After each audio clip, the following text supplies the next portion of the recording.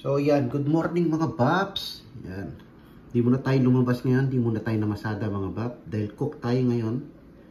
Yan ang ating ulam ideas for today mga Bap. Lagat ampalaya. Simple lang yan mga Bap. Itlog lang ang sahog niyan. At syempre meron tayong kapartner niyan palagi. Ano? Yung fried fish mga Bap. Yan. Yung mga sumama, yung mga nanood nung nakaraan na vlog natin. Pumunta tayo ng Seafood City. Yan ang nabili natin doon mga Bap.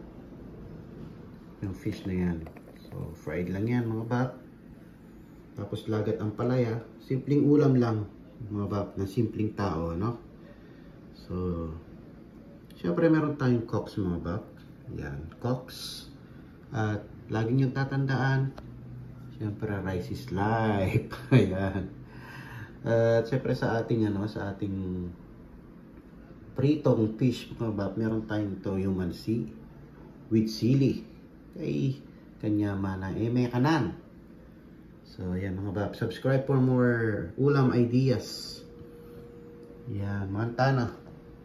Okay.